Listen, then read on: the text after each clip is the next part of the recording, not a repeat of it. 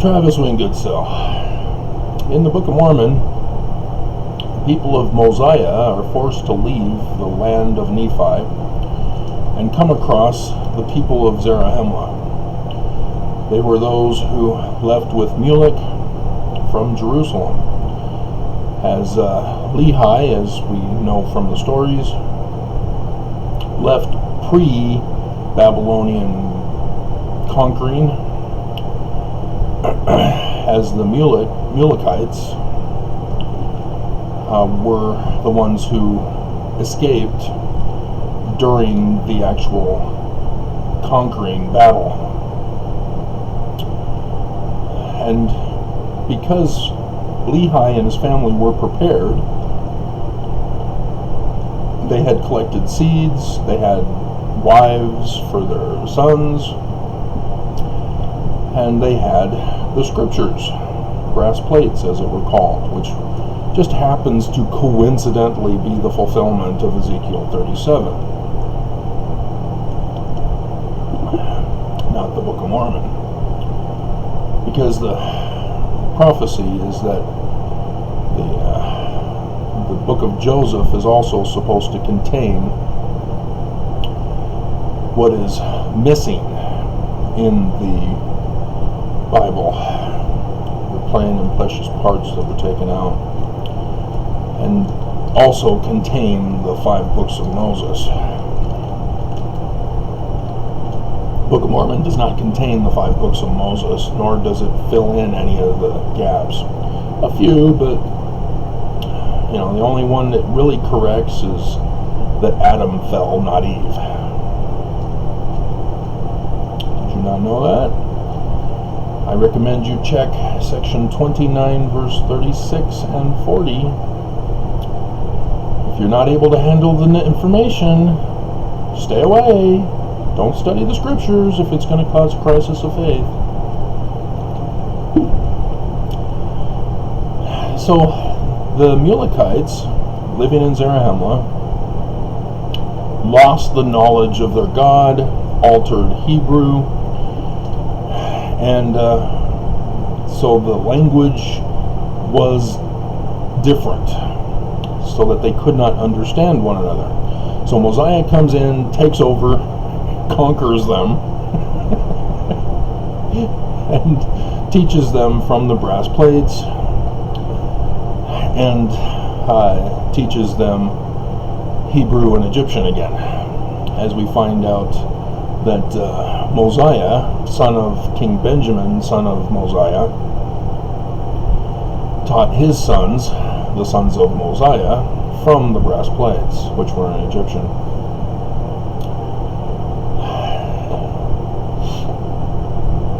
And so, when you also see Ammon, one of the sons of Mosiah, going to the Lamanites also have changed the religion. They now believe that God is a great spirit. And so Ammon pulled the missionary tactic of building on common beliefs to then lift them to the correct information. And so as the king believed that Ammon was the great spirit, he had to say, well, yes, he is the great spirit, but there's more to it, and I'm not him. Even though Ammon is very close to Ammon, who is the main god of the Egyptians. And so, being born outside of Utah, being born and raised Mormon, I didn't have a culture in my neighborhood of Mormons to tell me that drinking Mountain Dew is a sin, and chocolate is evil, and pregnant women are a pernicious evil. Benson, quoting Kimball from Miracle of Forgiveness, quoting Packer from a conference talk. Dear God. And so instead, I had born-again Christians. Their church was right there at the corner of Corona High School, right across the street from the original church that I had gone to before the wards were split, and my west side house was moved over to Norco High.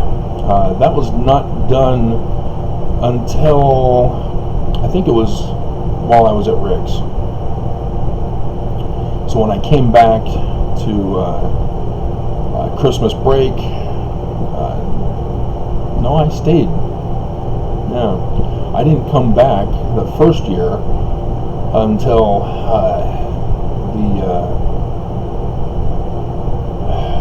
or did I? No, I didn't want to go home, so I would have stayed. So yeah, it wasn't until my mission when I had to come back to give my farewell and go through the Temple of Angels and become a Christ in the initiatories, the mysteries of God. And so for me, if I was going to learn about Mormonism beyond early morning seminary, beyond church, beyond sleeping during the conferences at the Stake Center, because we had to watch it on satellite.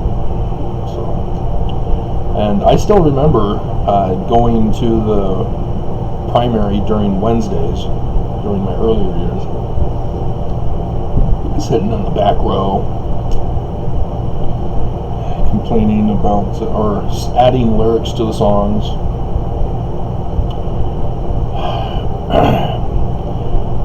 And Mormons, I noticed as I moved to Utah, consider me impure as a Mormon.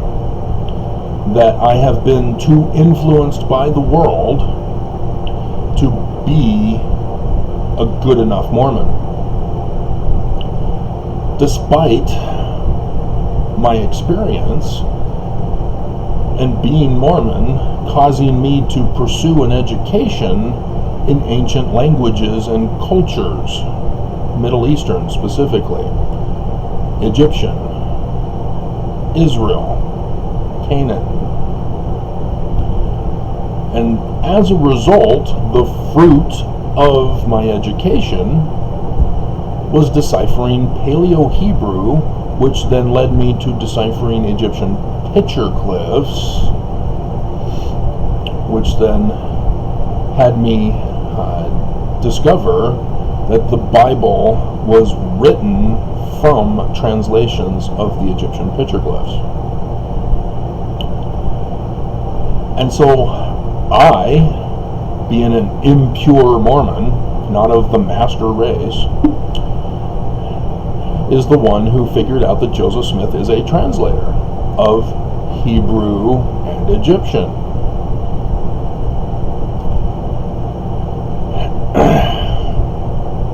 And so Mormons do not understand me. Mormons here in Utah. Their cultural traditions have been altered over time to separate from Mormons in the rest of the world.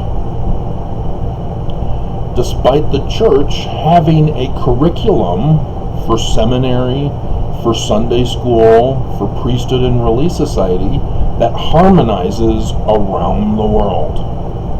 We all get taught the same repetitious lessons over and over again, and yet Utah Mormons understand Mormonism different than those of us from outside.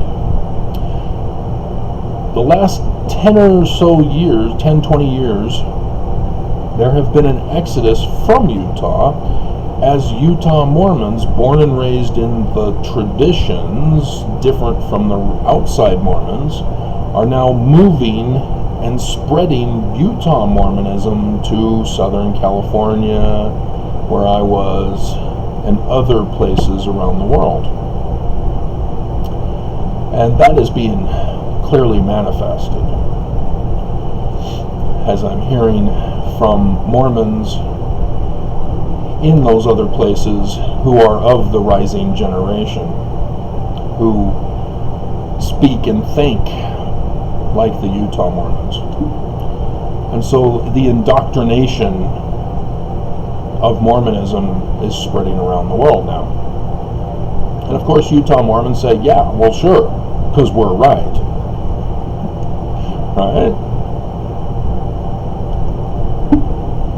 And I'm the one who's wrong. But it's a lack of understanding of each other because of the separation of how we were born and raised. The context of Scripture changes. And so for me, I grew up in the world where science dominates. English grammar is science. Linguistics is a science.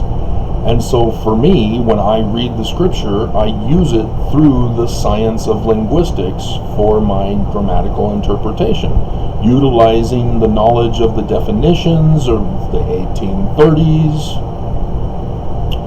rather than the altering definitions where happiness is no longer considered happy. It's changed in meaning. Among other words that have changed in meaning, such as juicy. I still am confused on that one. Why is it printed on a woman's backside? I don't want to think of juicy there. I don't understand. So anyway, the concept of Zion is also different. Those of us outside of Mormon Utah read the Scriptures, section 45 verse 66 for example, and it shall be called New Jerusalem, a land of peace, a city of refuge, a place of safety for the saints of the Most High God. We have been born and raised outside of Utah to understand that we're going back to Missouri. Utah Mormons? Nope. Salt Lake City with Temple Square is now Zion. Nelson even confirmed that this year before conference. He came out with some news coverage that was not made into a video, so you had to actually check the church's website and see those first presidency statements.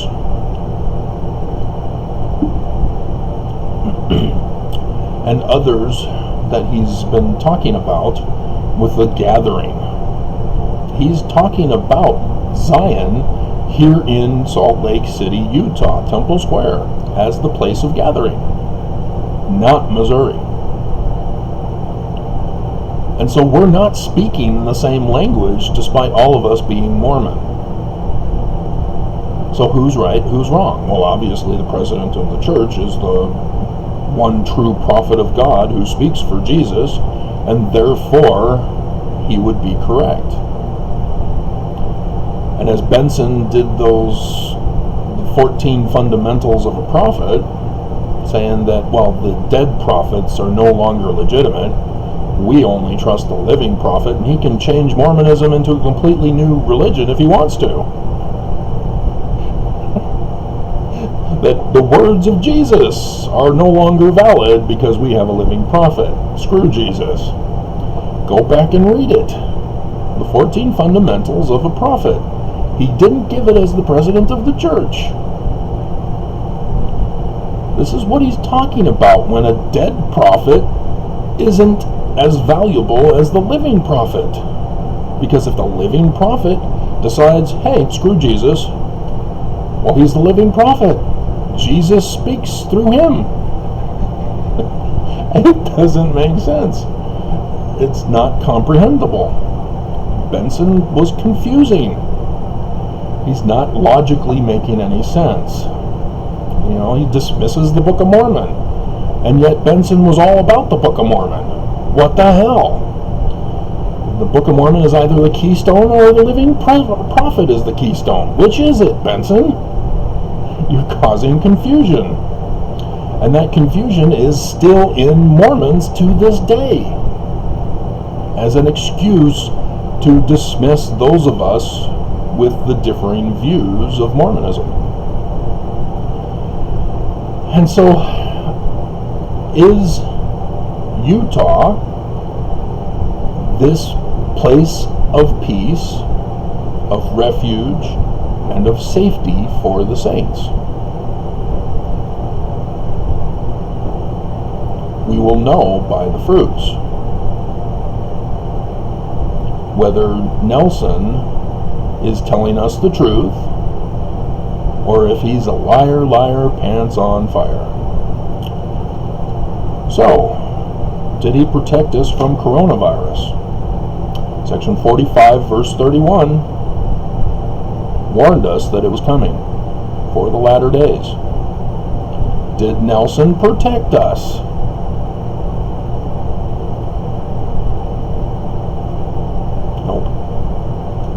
He helped spread and escalate it. Church was a super spreader. And the church profited off of our misery and suffering. $6 billion through our tithing. By their fruits we shall know them. He murdered to get gain. Well, we know that's Lucifer's plan. So we now know Nelson. But there's more. Violent crime has gone up in Utah. The news has been covering that. It's not just the rest of the nation that violent crime is escalated. White supremacy under Trump has skyrocketed the white supremacists. It's almost as if Trump, by his entrance into the presidency, called for the uprising to take over America with white supremacy. And yes, Utah also is a violent place now. Is that peace, safety, refuge? No. We have drought and storms. Remember the windstorm the day before Nelson's birthday? Did Nelson have the church go out and donate to the rescue effort, to donate food during that time? Nope. He sent out a little thing saying, thanks for all the birthday wishes. Church did not get involved. They remained silent.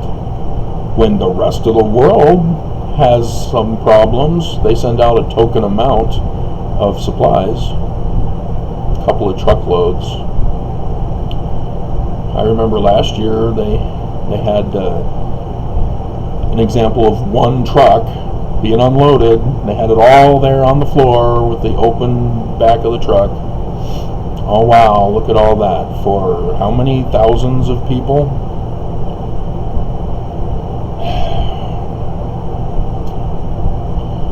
When coronavirus first began, remember the grocery stores got pillaged and plundered?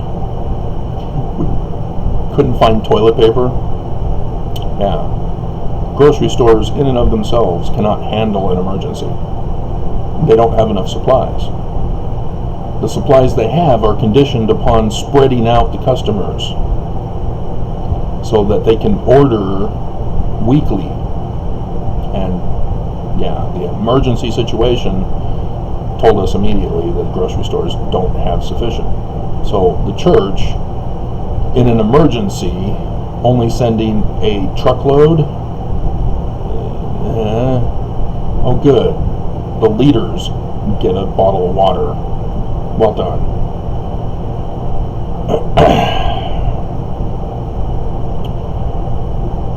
And so Utah is not Zion. Salt Lake City is not Zion. Well, what has Nelson been telling us then? Well, he's been telling us that in order to have peace, we have to have peace in the Lord. Despite all of the natural disasters and calamities and wars and violence, it's up to us. We need to pull ourselves up by our own bootstraps and just be at peace. When the grocery stores don't have food for us, don't have toilet paper, we just need to have peace in Jesus.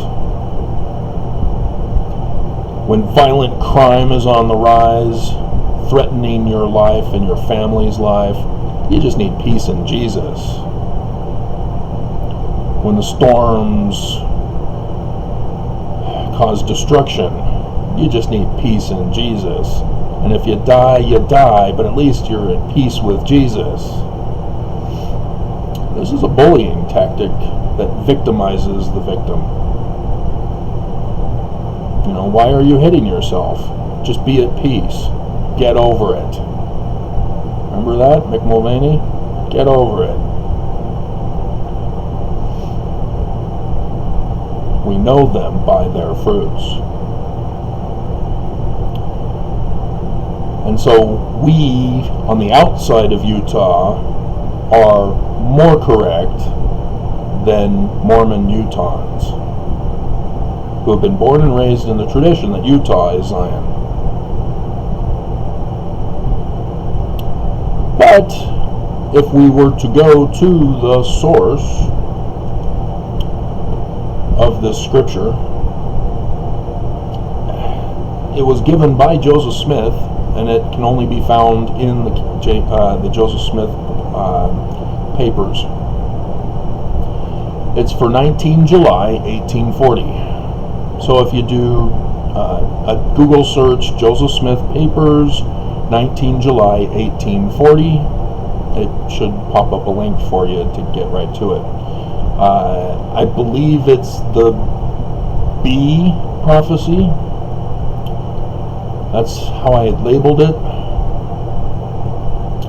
But I'll read it to you so that you can find the right one, whether it's B or not.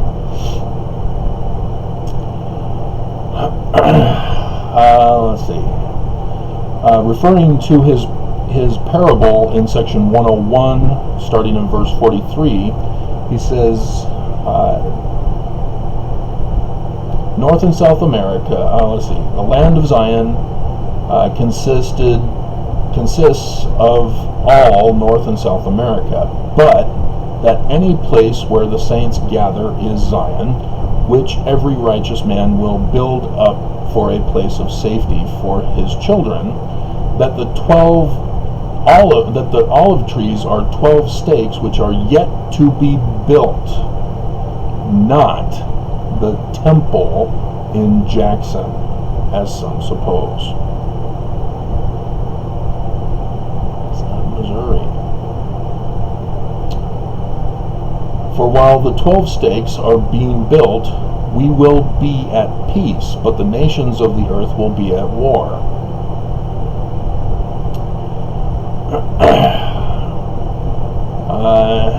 Let's see, the redemption of Zion is the redemption of all North and South America, and those 12 stakes must be built up before the redemption of Zion can take place. That those who refuse to gather and build when they are commanded to do so cease to be saviors of men and are thenceforth good for nothing, but shall be cast out and trodden under the feet of men. And I've done the video where cast out means die by wicked men, because you didn't gather to a place of safety, refuge, and peace, therefore you're gonna die. The whole point of my videos is to save you. Nelson is murdering you. Okay, And then we shall build the Zion of the Lord in peace until the servants of that Lord shall begin to lay the foundation of a great and high watchtower. This is referring to section 101 in the parable. Then the enemy shall come as a thief in the night and scatter the servants abroad. When the seed of those 12 olive trees are scattered abroad, they will wake up the nations of the earth. And when the constitution is upon the brink of ruin, not hanging by a thread, brink of ruin, this people will be the staff upon which the nation shall lean, and they shall bear away the constitution from the very verge of destruction. Oops. Constitution's destroyed, in case you didn't know.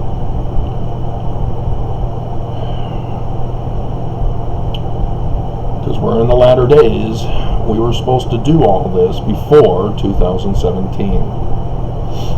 That's the date John the Revelator gave us in Revelation chapter 12. That's the beginning of the latter days. The end is 2024, in case you didn't pay attention to my videos.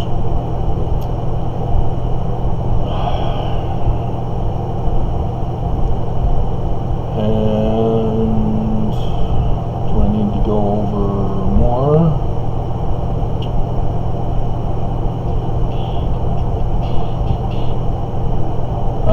Yeah, it talks about the wisdom of God that we should enter into a compact a city as possible, for Zion and Jerusalem must both be built up before the coming of Christ. Notice no Jesus. How long will it take?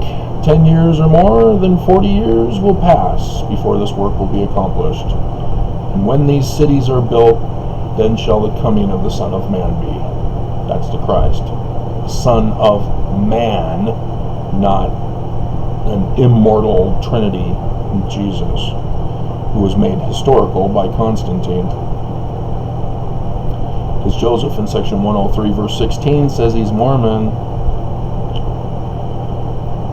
And so, yeah, this is the cities of Zion and New Jerusalem are not in Missouri. I read it to you. This is Joseph Smith.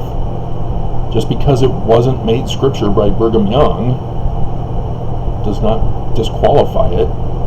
This is the words of Joseph Smith, a founding prophet. Unless you want to use Benson to deny this as scripture. While Joseph Smith is dead, we don't listen to him. We listen to the living prophet who tells us that Salt Lake City, Utah is now Zion, the place of unrest, no refuge, and insecurity.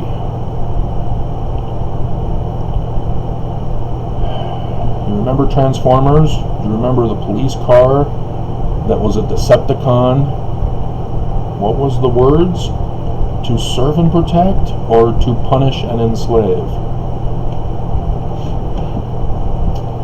That's one of those subtle things that you have to actually pay attention to as the car's driving by in the car chase scene. So that talk must be understood when applying scripture. I did not have access to it until most recently when the church made the Joseph Smith papers available online. I don't have the money to pay for the books. I made the sacrifice to pay for that one right there, the one about Joseph Smith translations.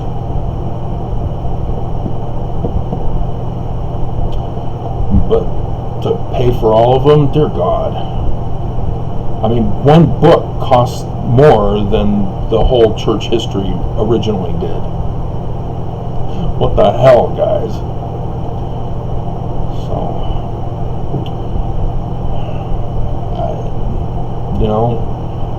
nobody wants to be scammed. Nobody wants to be suckered out of their money. Nobody wants to be the fool. But it's blatantly obvious that Nelson is the false prophet. And it's so frustrating that Mormons don't see it, as they're getting fleeced by this con man. You know, it's sad. It's sad to see YouTube with their analog programs silencing me. You can see Travis Wayne Goodsell, 38,000 for my #1 video on going back to New Jerusalem. That was before I saw the Joseph Smith papers. You see, 38,000 know about going back to Missouri. Whether they like the video or not, and there were a lot who didn't like it, they know of it.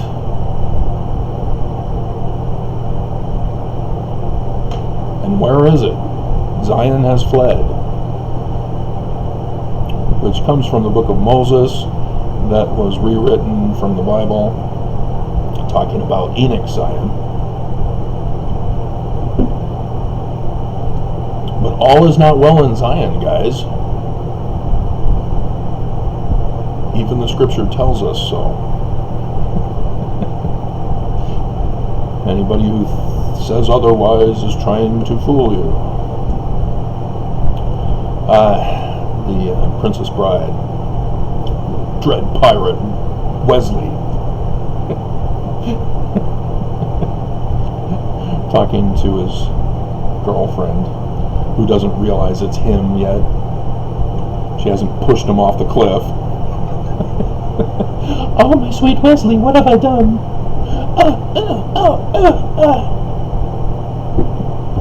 Classics. But, you know, there's immoral talk in that show.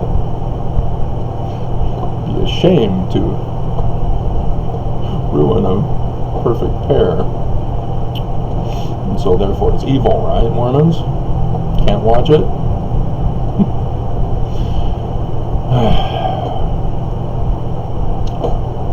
Yeah. That which we do not understand, we fear. And when we fear, we justify attacking, destroying, and condemning. Seek first to understand before being understood.